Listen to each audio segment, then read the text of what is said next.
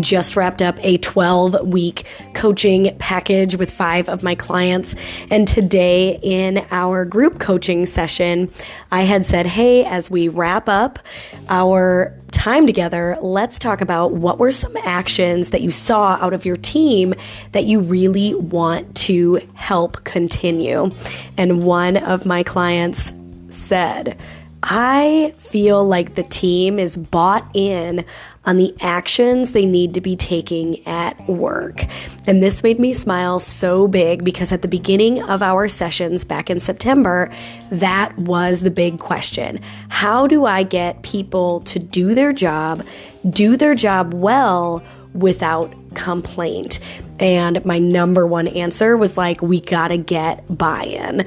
And so today in this episode, we're gonna talk about exactly why buy-in is so important, how it leads to ownership and engagement and motivation, and the steps you can take to increase buy-in and therefore increase momentum in the workplace. Let's get into it.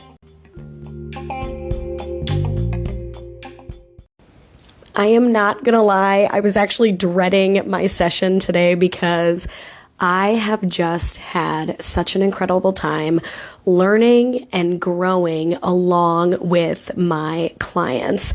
We have done individual sessions and group sessions on and off every week. And today was going to be our last group session of the 3 months of coaching. And so today I wanted to make sure that they saw the value in the actions they have taken for the last 12 weeks and continued those actions and really felt empowered to step into those actions and make sure those actions become a habit. And I thought I was going to need to spend time today really getting them bought in to that idea. However, they impressed me so much by sharing all the things they have really learned and put into action and how they completely are invested in staying consistent with the actions they have set. When I had asked, give me some examples of things you've seen that have been positive that you want to continue, I heard some incredible answers from them. A couple of them were, make sure they are over communicating their expectations, making sure that they are extremely clear with that. Setting up expectations with the what and the why, making sure they are getting agreement if there is any shift in action that they are needing out of a teammate. But also they made comments about making sure to look at others' points of view and that they felt like they were being way more proactive than reactive. It came around to that the guys are bought in. And when I heard that, I was seriously like doing cheerleader jumps over here. I was so excited because in the beginning of our coaching sessions, during our intake sessions, a couple of them said things like, man, if you can help us get our team on board with taking action and doing the job they're here to do, walk in the door and get to work right away, man, that would be a miracle. And so today, when that was one of the comments, which I was not expecting, I was so proud because the work that they have done and the investigation into their own leadership skills has just been so incredible to watch. And so I wanted to talk a little bit today about that buy-in. How do we help people get bought in that the actions they take at work make a difference? And that when you ask them to do a certain task or a certain action, that there's a reason for it. And so they show up with more ownership over their job and they show up with more motivation and more engaged so that they can get the work done and get the work done well. So let's start there. Why is buy-in so important? A couple things about the word buy-in or this idea of buy-in. What it means is that you are fully invested and you trust the other individual that you are ready to take action. So when I am talking about your team buying in, I am talking about you having an increased trust in them, and they have that trust in their own actions, and that they have purpose. That is how you get more motivation and more engagement out of your team. You give them ownership over their role and ownership over their job. You make sure that they are set up to win. And then you give them space to go win. That is what we can do when our team is bought in. And so how do you increase buy-in? How do you help people grow in their trust in you and their job? How do you help them grow in their confidence? And how do you get more motivated and more engaged? I'm going to give you 5 ideas today to increase buy-in and therefore start to see momentum in your team. Number 1. You are going to include them in problem solving. So often we have employees come to us with a problem and we are so quick to solve it in the way that works best for us.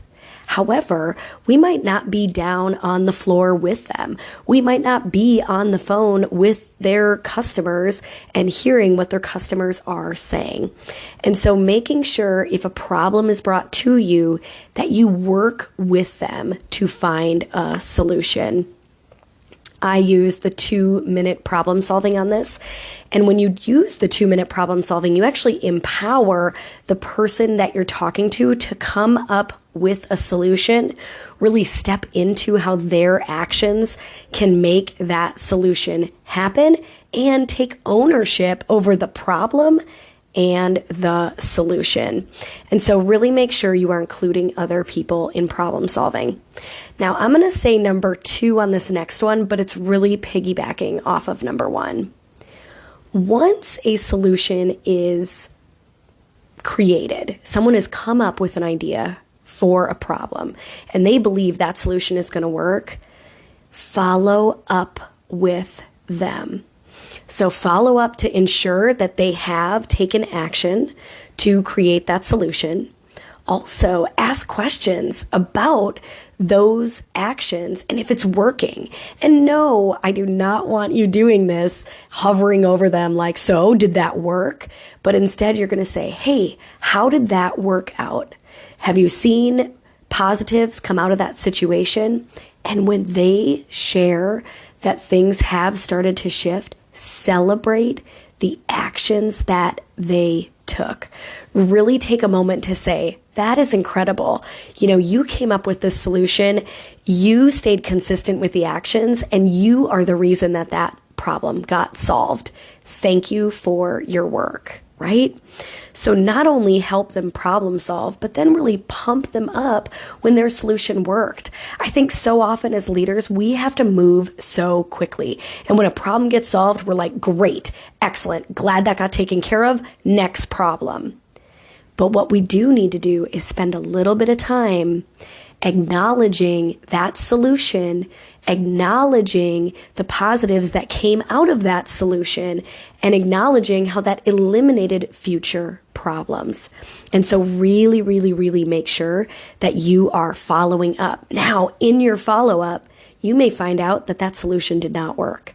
And that is okay. How incredible for you to come a couple days later, follow up on that problem and say, hey, I know you said you were going to take this action. How did that go?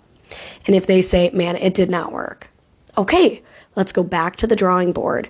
So that didn't work. Why do you think that didn't work? All right, what's this new solution we can move forward with?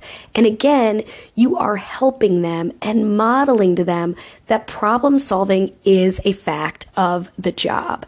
And that when we can get really good at problem solving, we can get really good at solution creation, and then we can create momentum in our business.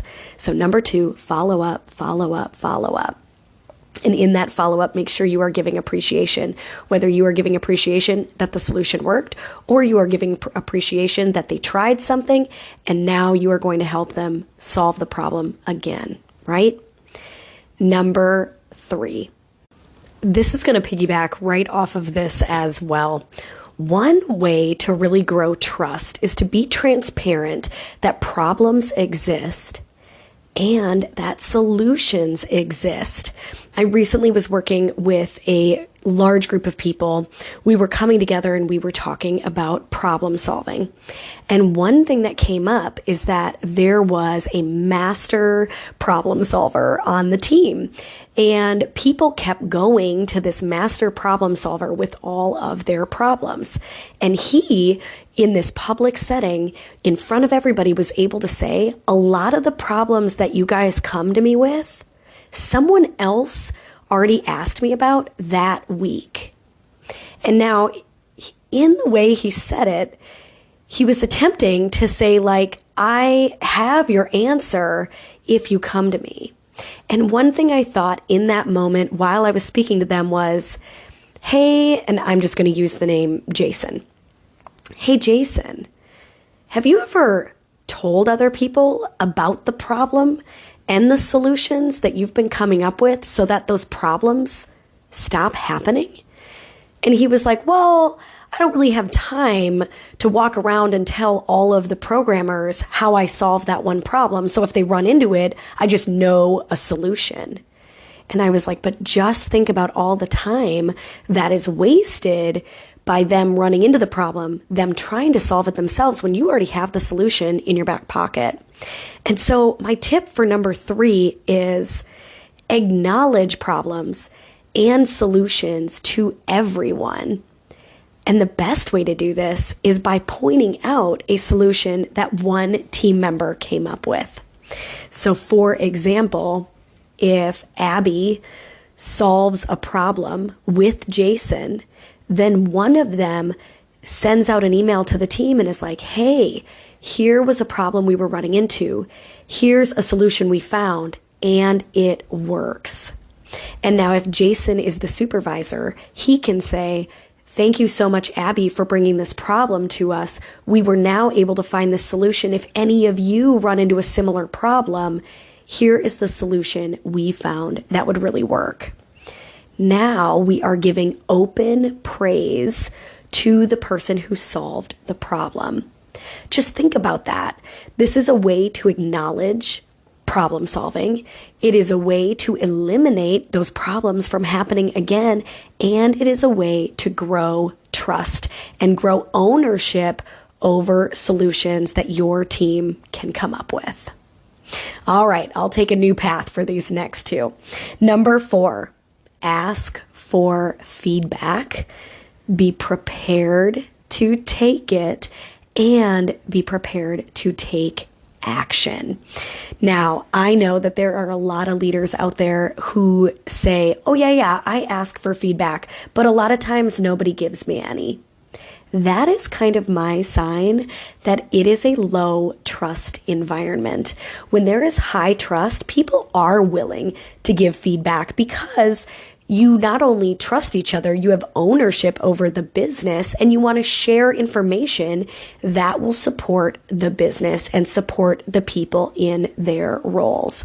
So make sure you are finding time, whether that is at a monthly meeting, if that is at a yearly review, whenever you can, ask for feedback. Now, please do not be needy in your feedback. So often we can come to people and say, what could I be doing better? What could I be doing better? Tell me what I could be doing better. And that's fine, but it's time consuming and it's really, really needy. An idea for you that I recently saw online was asking, where are my blind spots? Right? I think I'm going to do a whole episode on this idea, but where are my blind spots? Hey, in that last project we just got done, great job, guys. We met the deadline. Excellent work. Within that project, we had a few hurdles. What are some of my blind spots that I could work on to make sure the project goes well next time? Right? And this is a way for you to ask feedback. Now, if you are in a big meeting and no one says anything, no one offers up information, later in the day, I want you to go find those people that you know can be honest with you and say, hey, I know at the meeting I asked for my blind spots and nobody really gave up any feedback. I'd love to know what you are thinking. This is also going to lead into number 5. But when you ask for feedback, I want to know what's something you were thinking, right? The reason this bleeds into number 5 is ask for ideas. So often, like I had said earlier, we can get busy and we can be in productive mode and efficient mode and effective mode, and we go, go, go, go, go. There might be a way that projects could be handled differently. You may have someone on your team that has a very different brain than you. Maybe you are a logical brain and they are a creative brain. Or maybe they are an organized brain and you are someone that is a big picture brain, right? Make sure you are asking your team for ideas. Again, this could be a follow-up after a big project. Hey, that big project, awesome job. We got done on the deadline. What are some ideas on ways we could do our work differently with our next project that you think would help be more efficient or more effective? So this is not asking for feedback on your role as a leader. This is asking for ideas on productivity, efficiency, or effectiveness in the workplace. You will be amazed at when there is trust in an environment, how much more creative people can be. And you not only asking for those creative ideas, or not only asking for people to share their thoughts on efficiency or productivity, but you are going to be asking them to be an active part of the office or of the project. And this is where people find purpose and value, when they are an active member of a team. I think sometimes this is where companies can go wrong, and they can use the word team over and over, but not model it. And so really making sure you are asking for ideas to model that a team works together and a team is able to accomplish a project through collaboration, right? And so number 5, make sure you are asking for ideas or even getting information out of people that can help you be more productive or more efficient within a team setting. Something that can be difficult about leadership is that you're always acting as a leader. This isn't something you do just on Mondays at the Monday morning staff meeting. The ideas that were just given, those 5 ways to increase buy-in, to gain momentum and build ownership over your team, are things you could be doing with minutes a day, right? During a big project, walking around and hearing for the problems that are coming up and helping someone problem solve. And then a couple days later, following up and appreciating the attention to the actions that are taken, acknowledging problems and solutions in a positive way. It is okay that we run into problems. It is even better when we can solve them, right? Asking for feedback on your own leadership, but then also asking for ideas from others. These are things you can be doing Monday through Friday, any hour of the day. And that's what can be kind of hard, is we can't really plan for it. It needs to be who we are. This is exactly why in the month of December, the podcast is going to focus on who do you want to be? What do you want to build so that you can truly set up 2024 in the month of December to hit the ground running as the new year emerges? So I am so excited for the next 4 episodes in the month of December that are really going to build on each other. We're going to dive into that investigate in the impact model.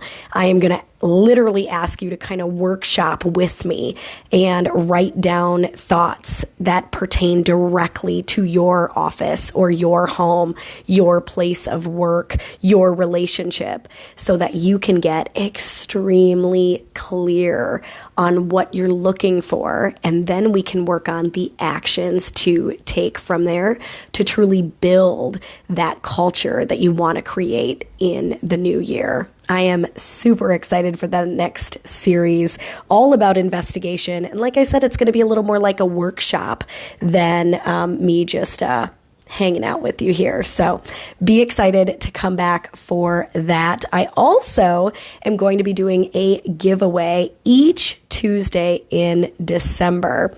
So you are going to want to learn all about that by listening to the first episode that airs on December 5th. That is going to get you the directions on how you can get in on the giveaway. Those holiday giveaways will then be taking place on December 12th. 19th and the 26th. You will definitely want to get on that, so be sure to listen in on December 5th. I cannot wait. Thank you, as always, for listening. I was able to see that there are a few reviews coming in, so those of you who have taken the time to rate this a 5 out of 5, I really, really appreciate it. So excited to be here and to be creating on this podcast platform and kind of throwing my content and my heart out at you to really help you learn and grow into the leader that you want to be. So thank you for those of you who've done that. For those of you who have not left a review or rated this podcast, I would absolutely love for you to do that. And always feel free to check out the posts on Instagram @AnnVote. I am also going to be starting to post on the Impact to Influence Facebook page. So go on over to Facebook if you are a Facebook user.